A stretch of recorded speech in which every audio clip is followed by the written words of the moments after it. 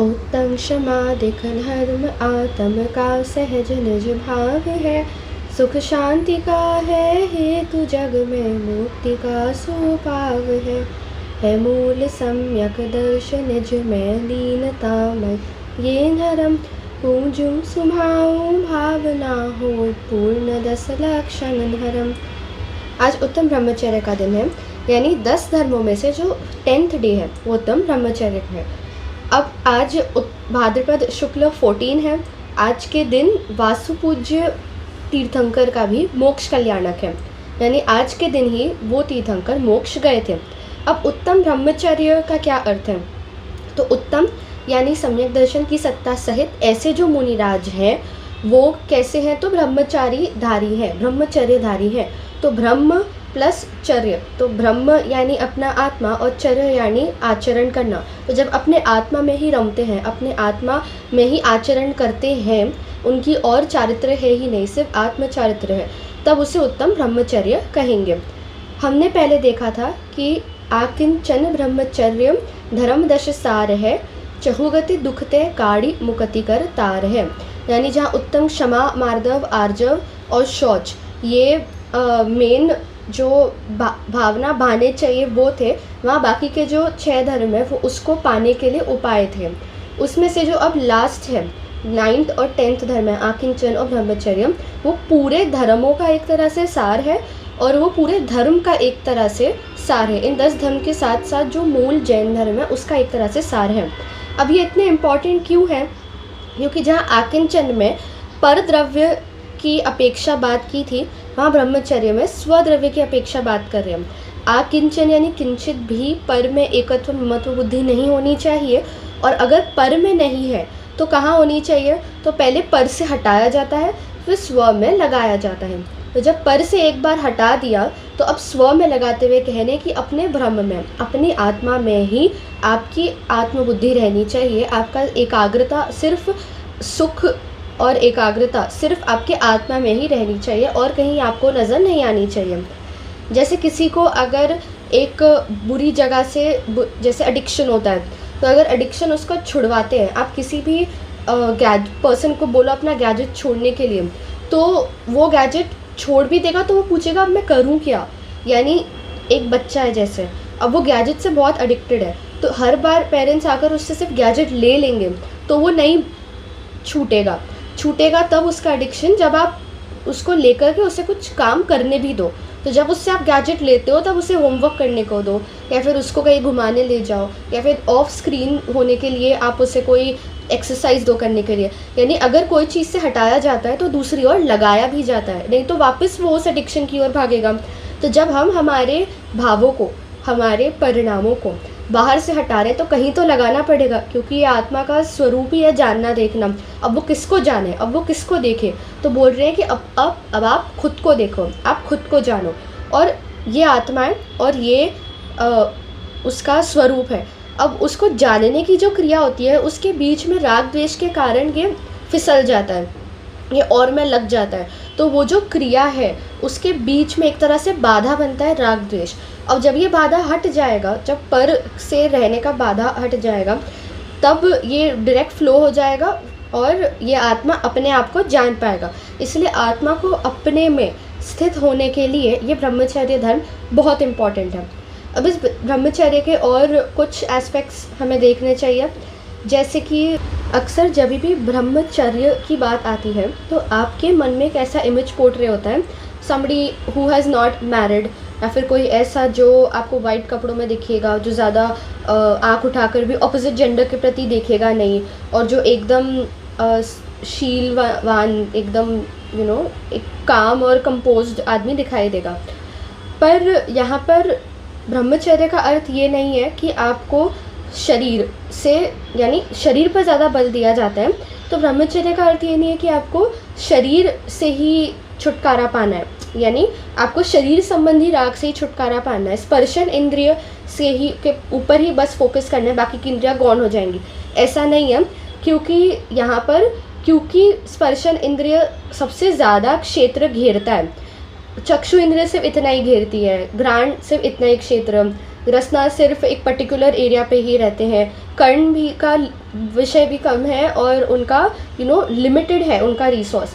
मगर जो स्पर्शन इंद्रिय है वो पूरी शरीर के पूरे आत्मा के आकार की है, यानी आत्मा आपके शरीर के अंदर है, तो ऑलमोस्ट पूरा पार्ट जो आप घेरते हो वो शरीर है।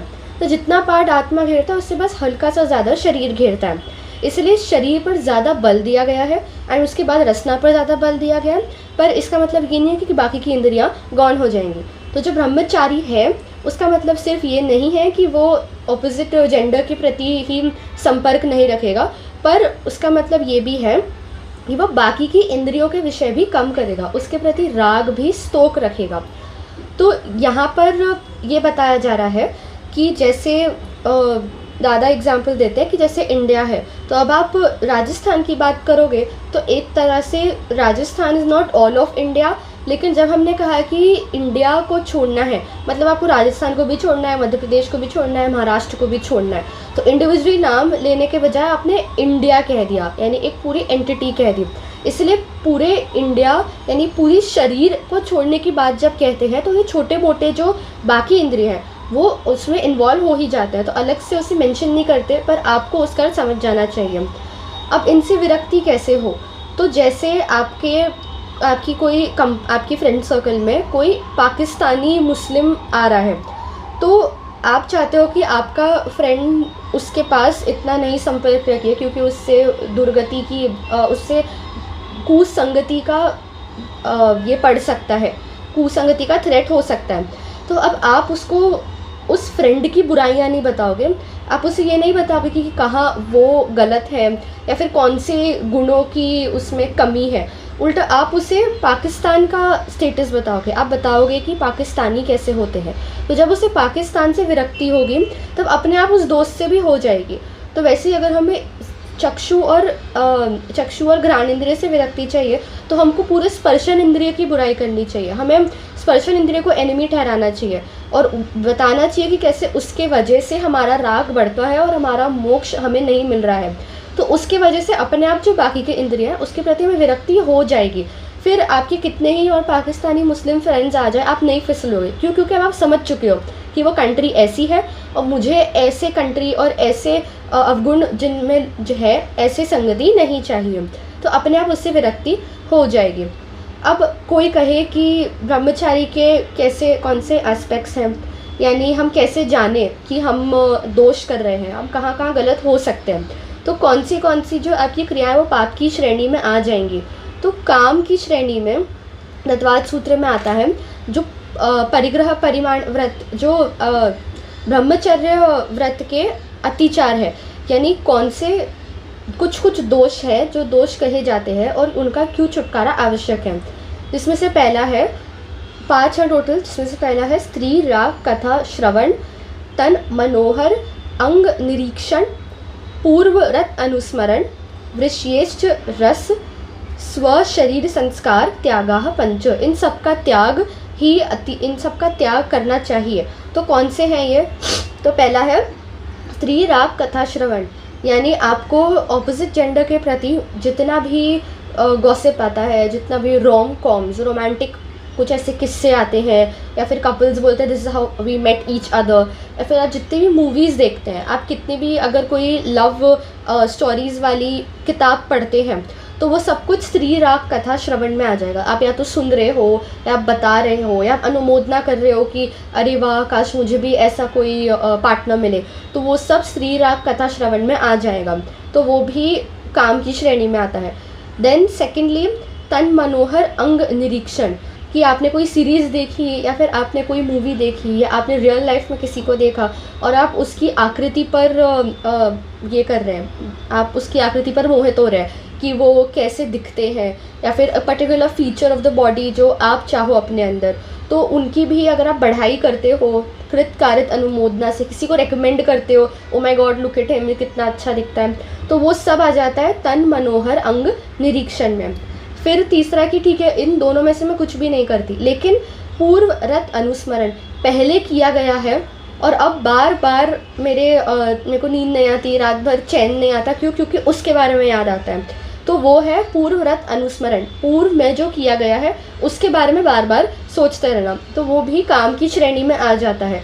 उसके बाद है पूर्वरत अनुस्मरण विशेष रस, यानी कुछ भी, अब ये एक रसना इंद्रिय का प्रकरण है, यानी कोई भी गरिष्ठ भोजन खाना या कोई एक ऐसी चीज़ खाना जिसके बाद जो बहुत हैवी है ऑन द स्टमक, तो उसके बाद आपको बहुत आलस आता है, बहुत नींद आता है, या फिर आप उसकी काबू में आ जाते हो, तो ऑल द टाइम आपको सिर्फ वो ही पर्टिकुलर चीज़ खाने का मन करता है। अब इसीलिए स्पर्शन और रसना इंद्रिय दोनों सबसे ज़्यादा हानिकारक मानी जाती है, क्योंकि ये दो ही, हमेशा काम और उपस्थ की बात किया जाता है, तो रसना और उपस्थ इंद्रिय की बात की जाती है, तो रसना और उपस्थ इसलिए इम्पॉर्टेंट है क्योंकि ये दो इंद्रिय जीव के भी पाया जाता है। द ऑर्डर इज स्पर्शन रसना घ्राण चक्षु कर्ण, तो स्पर्शन रसना से ही स्टार्ट होता है। तो जब हमने स्पर्शन रसना बोला तो सारी इंद्रियां आ भी जाती है एक तरह से, क्योंकि जिसके पास 3 इंद्रिय है उसके पास ये 2 इंद्रियां तो हो गई, जिसके पास 4 इंद्रिय है उसके पास ये फर्स्ट 2 तो होंगे, जिसके पास 2 इंद्रिय है उसके पास भी ये फर्स्ट 2 तो होंगे। तो स्पर्शन और रसना पे ज़्यादा बल दिया गया है। तो स्पर्शन और रसना ये मेन इंद्रिय है जिनका त्याग अनिवार्य है। तो 4th पे रखा वृष्येष्ठ रस, यानी कोई भी ऐसे गरिष्ठ पदार्थों का भी वो त्याग करते हैं जिसकी वजह से उन्हें आलस आता है या फिर उनकी इच्छाएं बढ़ती हैं, क्योंकि that is also not beneficial, and वो भी आ जाता है काम की श्रेणी में। फिर लास्ट है स्व शरीर संस्कार, कि खुद को सेटिस्फाई नहीं करते या फिर खुद की सेवा गलत वे में नहीं करते, मतलब स्व के शरीर के साथ भी कुछ ऐसी ज़्यादा सचते नहीं है, ज़्यादा खुद को अट्रैक्टिव नहीं बनाने की कोशिश करते, या फिर बेसिकली खुद को सेटिस्फाई नहीं करते। तो ये भी 5 ऐसी जगहें हैं जहाँ पर काम का एक तरह से निषेध किया गया है। उसके बाद यहाँ एक बात एक और इम्पॉर्टेंट है कि जो शुरुआत की 2 इंद्रियां हैं यानी स्पर्शन और रसना, वो आ जाती है काम में, और घ्राण चक्षु और कर्ण ये आ जाता है भोग में। तो अकेला इन दोनों इंद्रियों की बात नहीं की गई है, स्पर्शन रसना के बाद घ्राण चक्षु और कर्ण ये भी भोग की कैटेगरी में आते हैं, इसलिए ये भी त्यागने योग्य हैं। सेकेंडली जो ये 5 इंद्रियों की यहाँ बात की गई है उसमें से सिर्फ ऑपोजिट जेंडर का त्याग ही ब्रह्मचर्य नहीं है, साथ ही या फिर गरिष्ठ भोजन का त्याग भी ब्रह्मचर्य नहीं है, जो उत्कृष्ट मुनिराज होते हैं, क्योंकि यहाँ पर स्त्री या पुरुष को दुश्मन नहीं बताया गया है। ऐसा नहीं कहा है कि स्त्री ही सारे विकार की उत्पत्ति का कारण है, पर यहाँ इस बात पर बल दिया गया है कि जो सच्चे ब्रह्मचारी होते हैं वो आत्मलीनता पूर्वक 5 इंद्रियों के त्याग में बिलीव करते हैं कि इन 5 के त्याग से ही वो ब्रह्मचर्य धर्म प्रकट होगा। और वास्तव में ये जो 10 धर्म हैं वो आत्मा में ऐसे क्रमशः उत्पन्न नहीं होते हैं, क्रमशः तो हम एक्सप्लेन करने की दृष्टि से इन्हें 10 दिनों में विभाजित कर देते हैं, पर जब मुनिराज ये भावना भाते हैं तब उनकी सारी भावनाएं एक साथ या फिर अंतर्मुहूर्त में एक बार प्रकट हो जाती है। ऐसा नहीं है कि वो एक हमारी तरह सिर्फ एक दिन उत्तम क्षमा पर फोकस करेंगे, दूसरे दिन उत्तम मार्दव पर फोकस करेंगे, उनका फोकस 10 पर होता है और 10 ऑलमोस्ट ऑल द टाइम उनके दिमाग में चलते रहते हैं। तो यहाँ पर इम्पॉर्टेंट बात है कि स्त्री या फिर पुरुष व्यक्तिगत दुश्मन नहीं है, प्रॉब्लम हमारे अंदर का राग द्वेष है, हमारे अंदर का विकार है, जिसकी वजह से हम निमित्त तो ढूंढ ही लेते हैं, इसलिए इस पर ज़्यादा प्रहार किया गया है।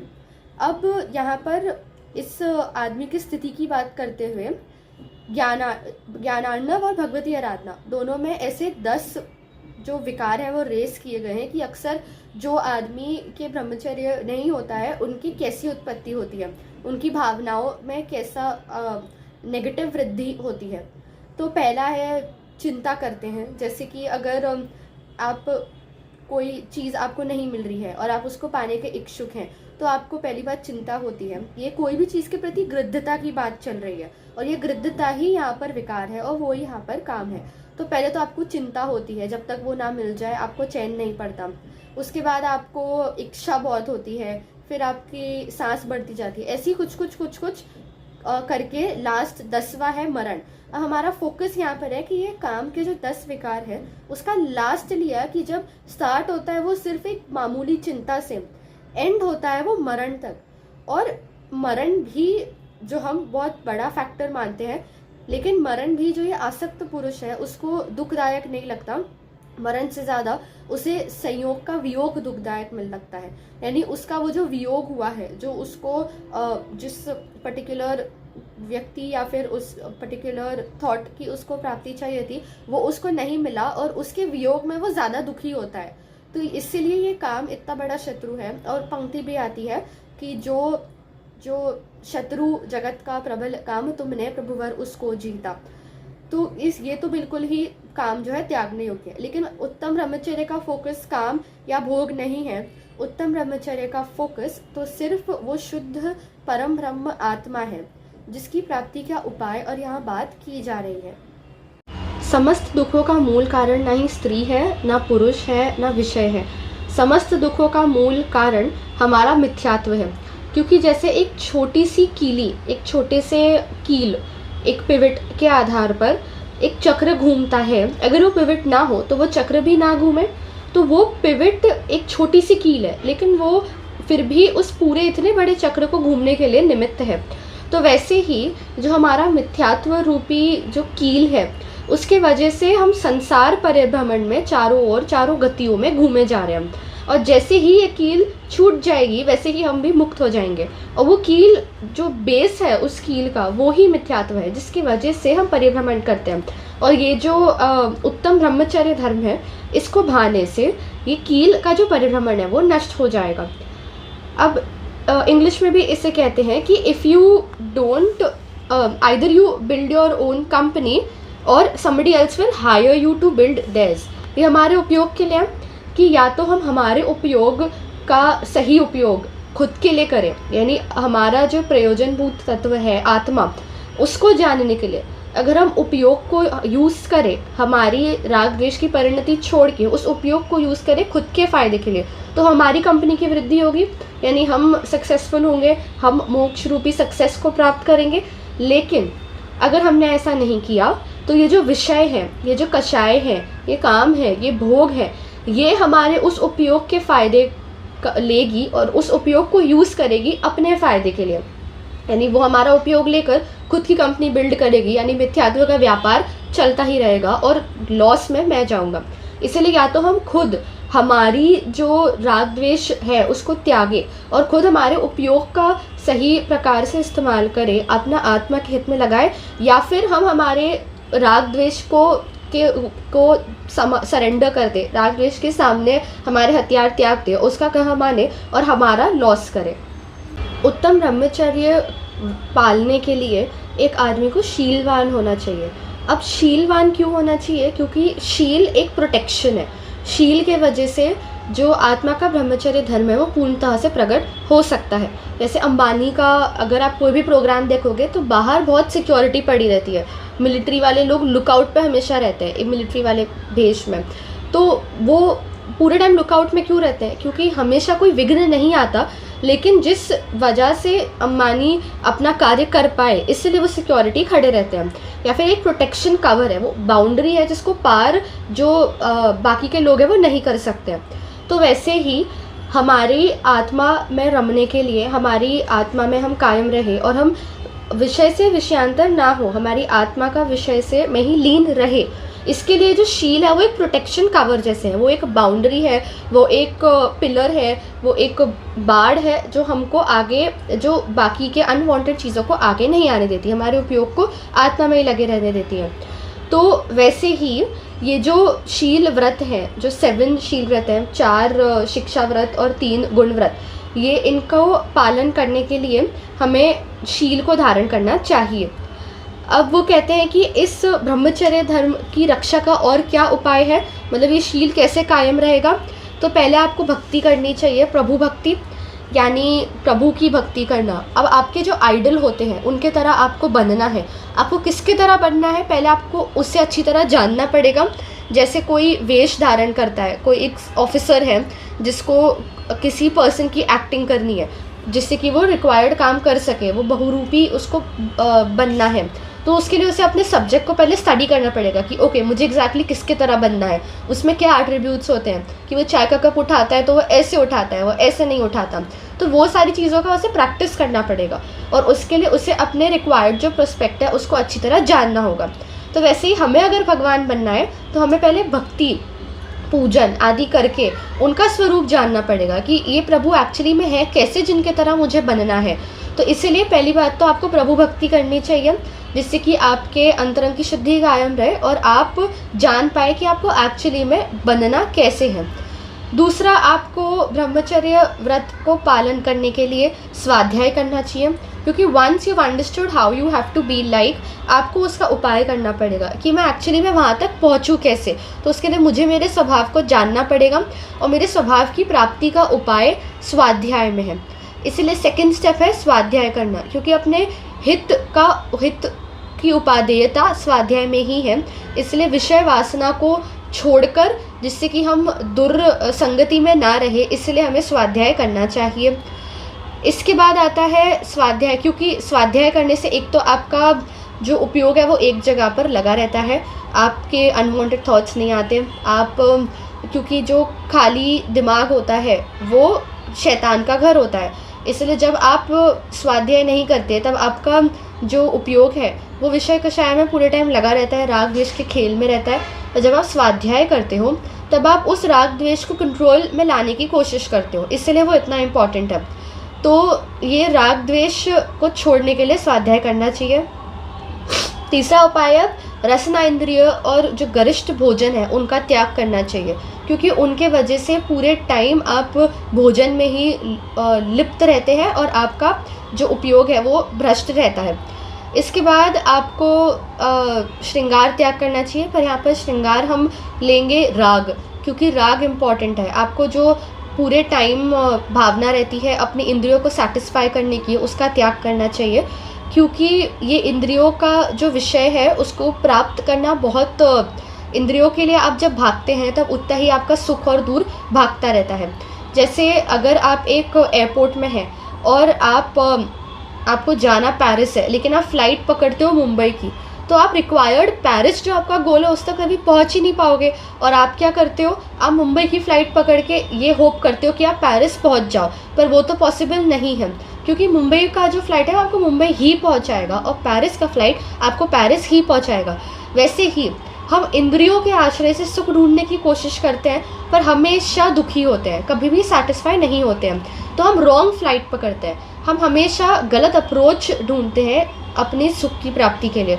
लेकिन अगर हम पेरिस का फ़्लाइट पकड़ेंगे, अगर हम हमारी आत्मा का फ़्लाइट पकड़ेंगे, तो हम उस सुख तक पहुँचेंगे।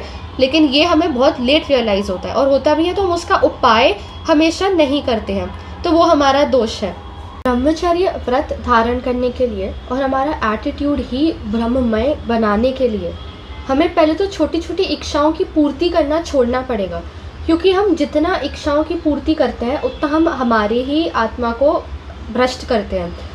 छोटी छोटी इच्छाएं उत्पन्न होती है और हमें सबसे पहले उन्हें नाश करने का मन करता है, पर अगर हम उसे सहन करेंगे तो वो इच्छा ऐसे बढ़कर अपने आप ख़त्म हो जाएगी।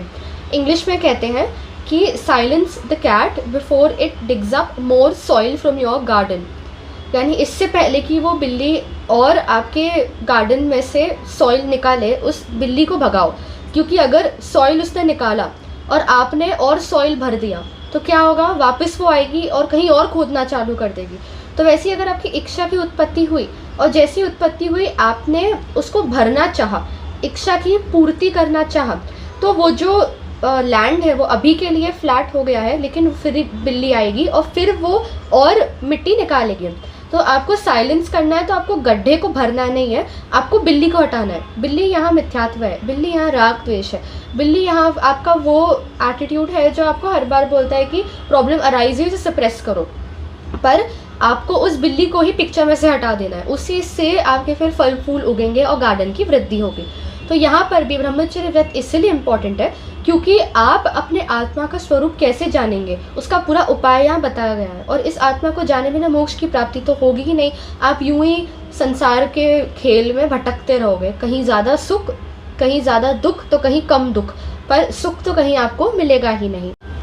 हमें लगता है कि हम हमारी इच्छाओं के कंट्रोल में हैं, लेकिन ये तब रॉन्ग प्रूव होता है जब हम अपनी शक्ति से अधिक या फिर हमारे रिक्वायर्ड समय से अधिक भोगों में ही लगा देते हैं।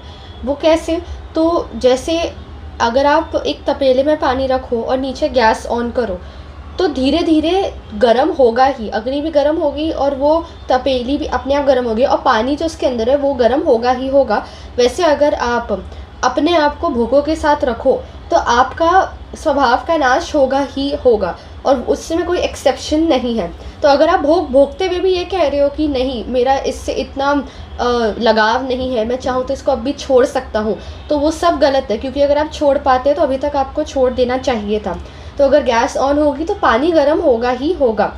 इसीलिए सज्जनों का जो ब्रह्मचर्य व्रत है वो ऐसा है कि संतः कश्च शलैश्चापि संतः कश्च शतैश्चापि चारित्रान न चलन्त्यम हो, यानी संतों के ऊपर, सज्जनों के ऊपर, श्रावकों के ऊपर हजार सैकड़ों अगर कष्ट आ जाए तो भी उनका अपने चारित्र से कभी चलायमान नहीं पाया जाता, यानी चारित्र से कभी भी विचलित वो नहीं होते हैं। इसलिए हमको भी ऐसी क्षमता रखनी चाहिए, हमारे अंदर उतनी सहनशीलता होनी चाहिए, उतनी समता होनी चाहिए कि हम हमारी इच्छाओं का निरोध कर पाएँ, और करने के बाद हम हमारी आत्मा में लीन हो पाएँ। हम मेडिटेट करें, हम स्वाध्याय करें, हम हमारी आत्मा को जानने की कोशिश करें। वो ही सबसे बड़ा तप, वो ही आकिंचन और वो ही ब्रह्मचर्य है। आगे इसकी महिमा देखते हैं। तो जैसे सारे मंत्रों में नमोकार मंत्र को सबसे ज़्यादा श्रेष्ठ माना जाता है, सारे विघ्नों को टालने वाला माना जाता है, सारे अच्छे कामों की शुरुआत और अंत नमोकार मंत्र से ही होती है, यानी नमोकार मंत्र सब पापों का नाश करने वाला भी माना जाता है। इसलिए सबसे ज़्यादा अगर मंत्रों की बात करें तो जो स्टेज, जो स्टांस नमोकार मंत्र का है वो ही ब्रह्मचर्य व्रत का है हमारे लिए। सेकेंडली जो स्टेज समेध शिखर है, जिस समेध शिखर के समान जैसे कोई और तीर्थ नहीं है, वैसे ही ब्रह्मचर्य के अलावा और कोई व्रत नहीं है।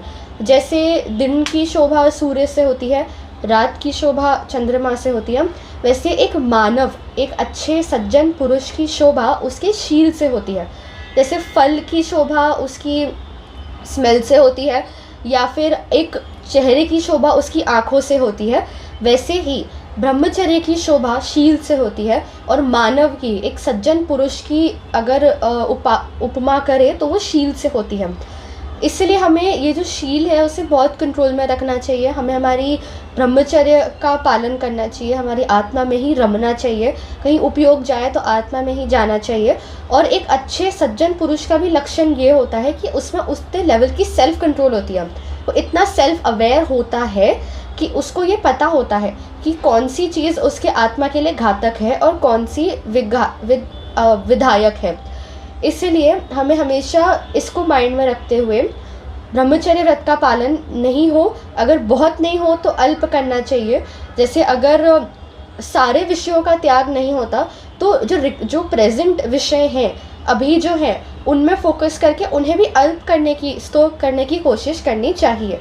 तो आशा करती हूँ मेरे निमित्त से आपके ब्रह्मचर्य धर्म संबंधी ज्ञानावरण का क्षयोपशम हुआ, और हम भी आत्मा में लीन होने का उपाय तो करें, बहुत नहीं तो अल्प करें, बहुत टाइम के लिए नहीं तो कम टाइम के लिए करें, अगर भक्ति से नहीं तो स्वाध्याय से करें, पर जिस भी प्रकार से करें हम शुरुआत करें।